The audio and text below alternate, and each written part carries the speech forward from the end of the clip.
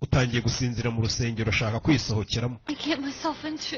mujya mubibona ibi ni ibiki nishoyemo atangiye kwicuza Honor Glenn. njye nifuzaga Glenn ni perezida I never dreamed of becoming. sinigeze ngira indoto zo kuba madamu perezida nishakiraga umugabo ni nk'abakobwa bankunda murankunda ariko ikibazo muzicuza kuko akanya kariko kose naba perezida ugasanga ubaye first lady utari warabiteguye uyu nawe nibyo avuga ati nishakiraga uriya mugabo Glenn mukunda sinigeze nifuza kuba first lady gusa nyine At hard times like this, mu bihe nk'ibi noneho koko mama uri kundeba you were always here to comfort me, right? nako papa iteka wabaguha rutarapfa ukankomeza mu bihe nk'ibi bigoye papa yarapfuye sasa atangiye kurira ibi ni ibiki nisanzemo wowe ubwawe ushobora kubyiyirukanamo kuko ni ubuzima bugiyemo utazi ariko uzi kubura umukozi wo mu rugo ugatangira kubwira ngo ngurira indege ugiye guhura n'umwami ugiye guhura n'umuperezida w'aha n'aha ugiye hehe byagucanga ubwawe ushobora no kuvuga ati ariko mwamaye gatanya nkigendera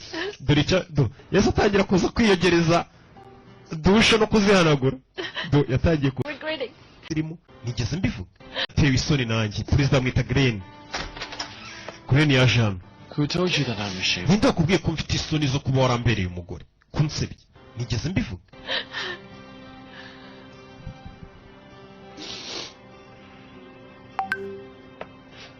yeah.